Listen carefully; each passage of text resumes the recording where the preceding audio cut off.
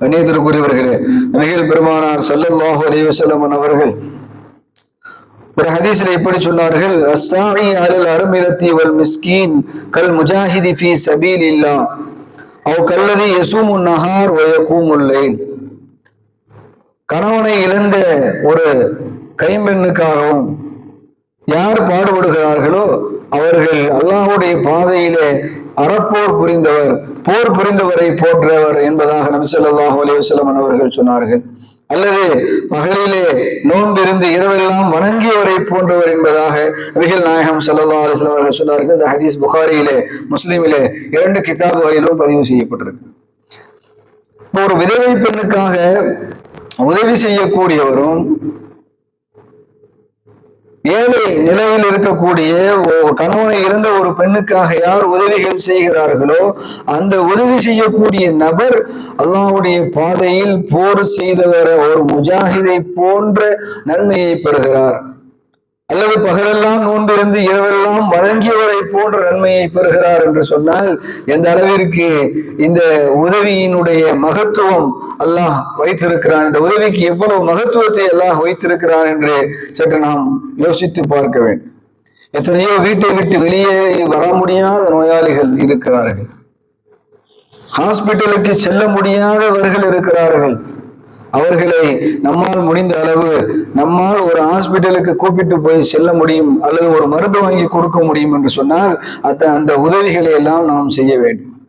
குறைந்த அளவு அவர்கள் பணம் தருவார்கள், அதில் வாங்கி வருவதற்கு அவர்களுக்கு ஆள் இருக்காது, அதாவது இந்த கடைக்கு போய் சாமான் வாங்கி கொடுப்பது என்று சொல்வார்களே, இந்த சின்ன சின்ன உதவிகளையாவது நாம் செய்ய வேண்டும். நமக்கு அருகாமையில் இருக்கக்கூடிய ஏழைகள், ஏழ்மை நிலையில் இருக்கக்கூடிய பெண்கள், விதவைகள், வயோதிகர்கள், நோயாளிகள் என்று நம்மை சுற்றி இருக்கக்கூடியவர்களுக்கு என்ன தேவை என்பதை பார்த்து உதவி செய்வது மிகச்சிறந்த ஒரு மனிதநேய பண்பாக இருந்து கொண்டிருக்கிறது. அதே போல நபிகள் நாயகம் ஸல்லல்லாஹு அலைஹி வஸல்லம் அவர்கள் சொன்னார்கள், இஅ்திகாஃபை விட ஒரு சகோதரனுக்காக உதவி செய்வதற்காக யார் வெளியேறி செல்கிறார்களோ அது இஅ்திகாஃபை விட சிறந்தது. நபிகள் நாயகம் ஸல்லல்லாஹு அலைஹி வஸல்லம் அவர்கள் சொன்ன அந்த ஹதீஸை நாம் பார்க்கின்றோம். ஒரு சஹாபி அவர்கள் இஅ்திகாஃப் இருந்து கொண்டிருந்தார்கள். அப்துல்லா இப்னு அப்பாஸ் ரலியல்லாஹு அன்ஹு அவர்கள் இஅ்திகாஃப் இருந்து கொண்டிருந்தார்கள். இஅ்திகாஃப் இருந்து கொண்டிருக்கக்கூடிய அந்த சமயத்தில் ஒரு சகோதரர் அந்த மஸ்ஜிதிற்கு வருகிறார், வந்து கவலையோடு இருக்கிறார். அதை பார்த்த அப்துல்லா இப்னு அப்பாஸ் அவர்கள் கேட்டார்கள், தாங்கள் என்ன கவலையாக இருக்கிறீர்கள் என்று கேட்ட பொழுது அவர் தன்னுடைய அந்த கவலையை சொன்னார்கள். எனக்கு கடன் ஏற்பட்டிருக்கிறது, நான் கடனை உடனடியாக நிறைவேற்ற வேண்டிய ஒரு அவசர சூழ்நிலையில் இருக்கிறேன் என்று சொன்ன பொழுது அப்பாஸ் இப்னு அப்பாஸ் ரலியல்லாஹு அவர்கள் அவரை கையை பிடித்து இழுத்து கொண்டு வேகமாக வெளியே செருப்பை போட்டு நடந்து வெளியே வர ஆரம்பித்தார்கள். அப்பொழுது அவர்கள் சொன்னார், அந்த சஹாபி சொன்னார், இப்னு அப்பாஸ் அவர்களே, தாங்கள் இஅ்திகாஃபில் இருக்கிறீர்கள், அதை மறந்து விட்டீர்களா என்று சொன்ன பொழுது, ஆம், நான் இஅ்திகாஃப் இருக்கிறேன், நான் மறக்கவில்லை. நபிகள் நாயகம் ஸல்லல்லாஹு அலைஹி வஸல்லம் அவர்கள் இதோ இங்கே அடக்கமாக இருக்கக்கூடிய நபி ஸல்லல்லாஹு அலைஹி வஸல்லம் அவர்கள் சொன்னதை நான் கேட்டிருக்கிறேன், அது வெகு நாட்கள் ஒன்றும் ஆகிவிடவில்லை. அவர்கள் சொன்னதை நான் கேட்டு வெகு நாட்கள் ஆகவில்லை. என்ன சொன்னார்கள் என்றால், யார் தன்னுடைய சகோதரனுடைய ஒரு தேவையை நிறைவேற்றுவதற்காக வெளிக்கிளம்பி செல்கிறானோ அவன் என்னுடைய இந்த பள்ளியில் 1 மாத காலம் இஅ்திகாஃப் இருந்தவனை போன்றவனாவான் என்று சொன்னார்கள். அப்போ இந்த மஸ்ஜிது நபவியிலே 1 மாத காலம் இஅ்திகாஃப் இருந்தால் என்ன நன்மை கிடைக்குமோ, உனக்காக உன்னுடைய தேவையை நிறைவேற்றுவதற்காக நான் வெளியேறுவதில் நடப்பதில் அந்த நன்மை எனக்கு கிடைத்துவிடும் என்று சொல்லி நடந்தார்கள் என்று நாம் பார்க்கிறோம். கண்ணியத்திற்குரியவர்களே, எந்த அளவிற்கு ஒரு சகோதரனுடைய தேவையை நிறைவேற்றினால், அதை நிறைவேற்றுவது என்பது 2வது பட்சம், அதை நிறைவேற்றுவதற்காக நடக்கக்கூடிய நடை, அதற்காக இருக்கக்கூடிய முயற்சிக்கு அல்லாஹ் இவ்வளவு பெரிய கூலியை கொடுக்கிறார் என்பதை நாம் பார்க்க வேண்டும். மஅரூஃபுல் கர்ஹி ரஹ்மத்துல்லாஹி அலைஹி அவர்கள் சொர்க்கத்திலே இருப்பதை ஒருவர் கனவு காண்கிறார். அப்பொழுது கேட்டார்கள், மஅரூஃபுல் கர்ஹி அவர்களே, தங்களுக்கு அல்லாஹ் எப்படி நடந்து கொண்டான், நீங்கள் சொர்க்கம் செல்வதற்கு என்ன காரணம் என்பதாக கேட்ட பொழுது அப்பொழுது அவர்கள் சொன்னார்கள், நான் நடந்து சென்று கொண்டிருந்த அந்த சமயத்தில் ஒரு வியாபாரி, ஏழ்மை நிலையிலே உள்ள ஒரு வியாபாரி இருந்தார். அவருக்கு எந்த வியாபாரமும் ஆகவில்லை. நான் என்னை பார்த்தவர் சொன்னார், நீங்களாவது இந்த சர்பத்தை, இந்த குளிர்பானத்தை வாங்கி அருந்துங்கள். புரிந்து கொண்டார்கள், இவனுக்கு எந்த வியாபாரமும் நடக்கவில்லை என்பதை புரிந்து கொண்டார்கள். மிகுந்த சிரமத்தில் இருக்கிறார் என்றும் புரிந்து கொண்டார்கள். இவர்கள் சொல்லவில்லை, நான் நோன்பு வைத்திருக்கிறேன், எனக்கு வேண்டாம் என்றும் சொல்லவில்லை. இதை வாங்கி அருந்துங்கள், அல்லாஹ் உங்களுக்கு மன்னிப்பை வழங்குவான் என்று சொன்னார் இந்த வியாபாரி. அப்பொழுது இவனுடைய சிரமத்தை புரிந்து கொண்ட மஅரூஃபுல் கர்ஹி அவர்கள் சரி என்று வாங்கி அருந்தினார்கள். அவர்கள் தொடர்ந்து சொல்கிறார்கள், நான் அன்று நஃபிலான நோன்பு வைத்திருந்தேன், ஆனால் அவருடைய சிரமத்தை நீக்க வேண்டும் என்பதை நான் நினைத்தேன். நீங்கள் இதை அருந்துங்கள், அல்லாஹ்வுடைய மன்னிப்பான் என்று சொன்னானே, அதற்காக நான் வாங்கி அருந்து விட்டேன். பிறகு அடுத்த நாள் நான் நோன்பு இருந்து கொண்டேன். இந்த ஒரு காரியத்திற்காக, இந்த ஒரு சின்ன வியாபாரி, ஏழ்மை நிலையில் இருக்கக்கூடிய ஒரு வியாபாரி, அவனுக்கு உதவி செய்த ஒரு காரணத்திற்காக அல்லாஹ் என்னை மன்னித்தான், எனக்கு சொர்க்கத்தை தந்தான் என்பதாக மஅரூஃபுல் கர்ஹி ரஹ்மத்துல்லாஹி அலைஹி அவர்கள் சொல்கிறார்கள்.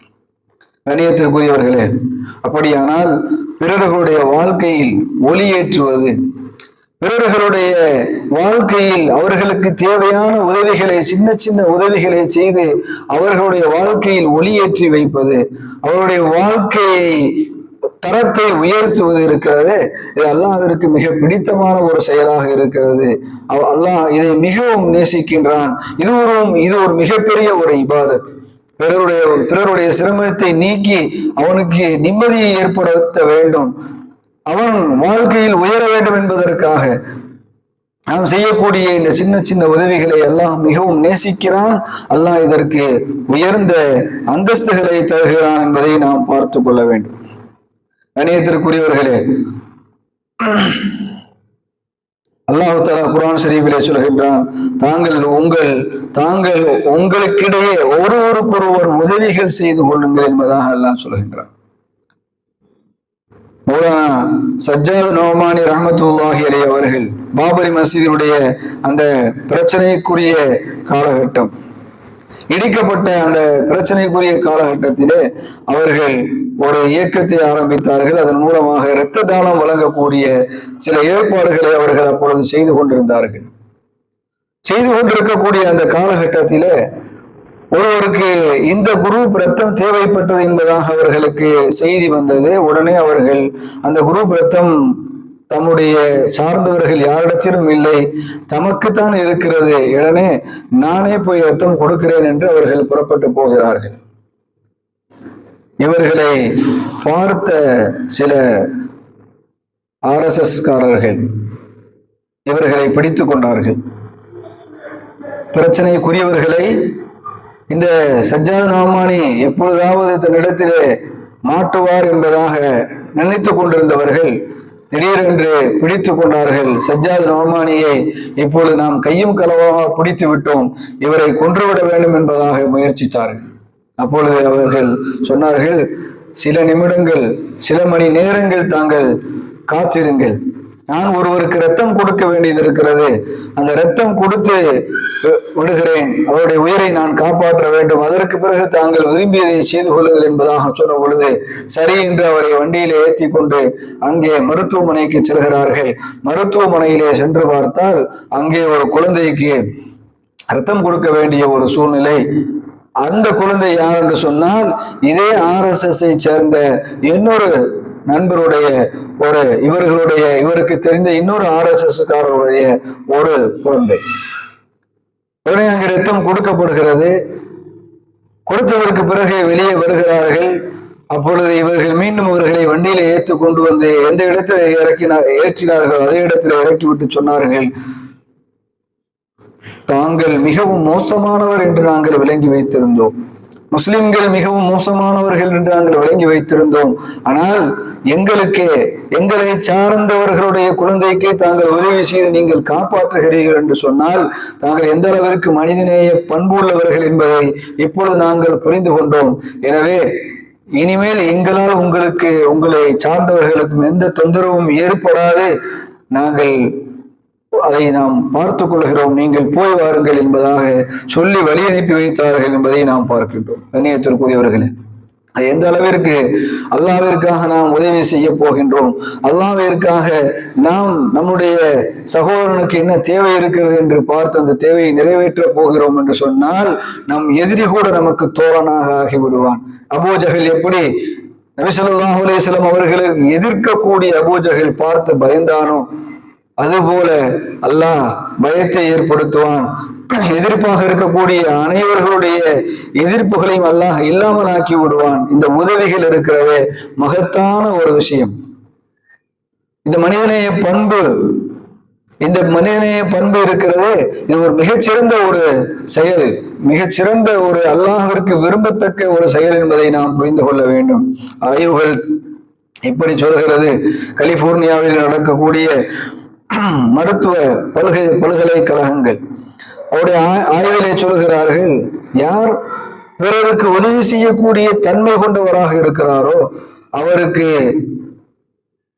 உடலில் இருக்கக்கூடிய செல்ஸ் ஆஃப் இம்யூன் சிஸ்டம், நோய் எதிர்ப்பு சக்தி அவருக்கு அதிகப்படுகிறது. அவருக்கு ஏதாவது நோய் இருக்கிறது என்று சொன்னால் அந்த நோயை எதிர்க்கக்கூடிய ஆற்றல் அவருடைய உள்ளத்திலே அதிகமாகிறது. உதவி செய்யக்கூடிய தன்மை கொண்டவர்களுக்கு செல்ஸ் ஆஃப் இம்யூன் சிஸ்டம், அவருடைய உடலுக்குள் இருக்கக்கூடிய அந்த நோய் எதிர்ப்பு சக்திகள் அதிகப்படுகிறது என்பதாக ஆய்வுகள் கண்டுபிடிக்கிறது. அப்ப யாரெல்லாம் நாம் போய் பிறருக்கு உதவி செய்கிறோமோ அந்த உதவியின் மூலமாக நம்முடைய உள்ள மகிழ்ச்சி அடைகிறது. நாம் ஒருவருக்கு உதவி செய்தோம், நாம் ஒரு ஏழைக்கு உதவி செய்தோம் என்று சொல்லுகின்ற பொழுது அந்த சமயத்தில் நம்முடைய உடலுக்கு இருக்கக்கூடிய அந்த நோய் எதிர்ப்பு ஆற்றல் அது அதிகமாகின்றது. அதன் மூலமாக நமக்கு இருக்கக்கூடிய நோய்கள் குறைகிறது என்பதை ஆய்வாளர்கள் கண்டுபிடித்திருக்கிறார்கள். ஒரு குழுவை தயார் செய்தார்கள். யாரெல்லாம் தனிமையில் இருக்கிறார்களோ, கைவிடப்பட்ட வயோதிகர்கள் இருக்கிறார்களோ அவர்களை எல்லாம் கொண்டு வந்து ஒரு இடத்திலே 3 குழுவாக பிரித்தார்கள். ஒவ்வொரு குழுவிற்கும் ஒரு பொறுப்பை கொடுத்தார்கள். என்ன பொறுப்பு என்று சொன்னால், ஏழை சிறுவர்களுக்கு போய் பாடம் சொல்லி கொடுப்பது, அனாதைகளுக்கு சென்று உதவி செய்வது, மருத்துவமனையில இருப்பவர்களுக்கு சென்று அவர்களுக்கு ஏதாவது உதவி செய்வது என்று சொல்லி தனிமையில் மிகுந்த சிரமத்தில் நோயில் கஷ்டப்பட்டு கொண்டிருக்கக்கூடிய இந்த ஒரு பலர்களை கொண்டு வந்து இப்படி ஒரு ஆய்வில் ஈடுபடுத்துகிறார்கள். தனிமையில் இருக்கக்கூடிய பல வயோதிகர்கள், உடல்நிலை குறைவுள்ளவர்கள், உடலிலே பல வகையான வியாதி உள்ளவர்களை கொண்டு வந்து இப்படி ஆய்வுகள் செய்தார்கள்.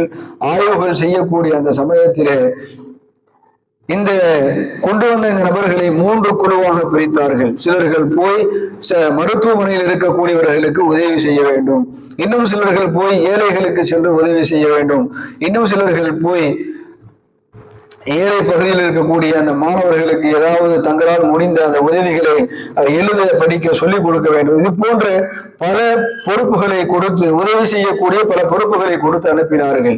கிட்டத்தட்ட சில மாதங்கள் கழித்து மீண்டும் அவர்களை எல்லாம் பரிசோதனைக்கு உட்படுத்தினார்கள். முன்பு எப்படி நோய் இருந்ததோ அந்த நோய்கள் எல்லாம் அவர்களுக்குள்ளே கொஞ்சம் கொஞ்சமாக வெகுவாக குறைந்து விட்டதை மருத்துவர்கள் கண்டார்கள்.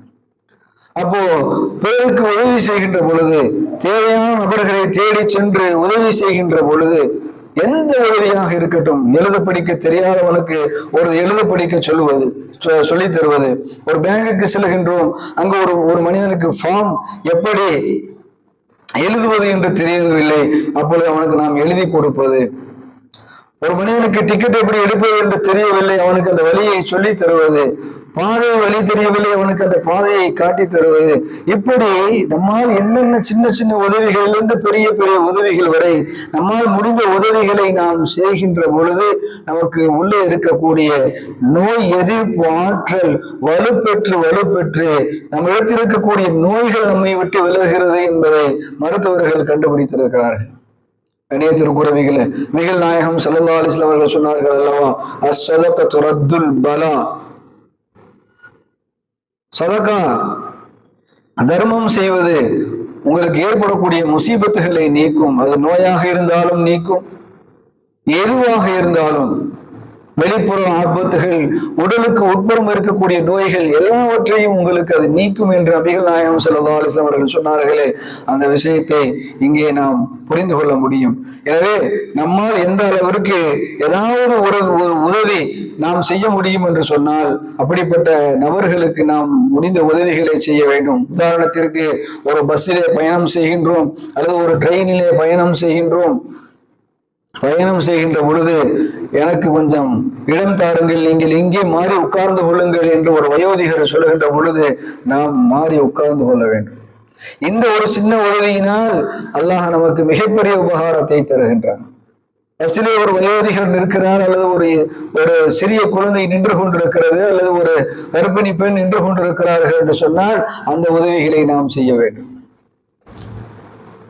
ஒரு மனிதன் ஒரு பொருளை தூக்கி வைக்க சிரமப்படுகிறான் என்று சொன்னால் நம்மால் முடியும் என்றால் அதை நாம் தூக்கி வைக்க வேண்டும். இப்படியாக சின்ன சின்ன உதவிகளிலிருந்து பெரும் பெரும் உதவிகள் வரை நம்மால் எந்த அளவிற்கு முடியுமோ அந்த அளவிற்கு நாம் உதவி செய்ய வேண்டும். இதுதான் மனிதநேய பண்பாக இருந்து கொண்டிருக்கிறது. அத்தகைய மனிதநேய பண்புள்ளவர்களை அல்லாஹ் நேசிக்கிறான். அந்த மனிதநேய பண்புள்ள அந்த செயல்களை அல்லாஹ் நேசிக்கிறான் என்பதை நபிகள் நாயகம் ஸல்லல்லாஹு அலைஹி வஸல்லம் சொன்னார்கள். எனவே அல்லாஹு தஆலா நம்மை மனிதநேய பண்போடு நடந்து கொள்ளக்கூடிய பாக்கியத்தை அல்லாஹ் நம் அனைவருக்கும் வழங்கி அருள் புரிவானாக. ஆகிர் தஅவானா அல்ஹம்துலில்லாஹி ரப்பில் ஆலமீன். அஸ்ஸலாமு அலைக்கும் வரஹ்மத்துல்லாஹி வபரகாத்துஹு.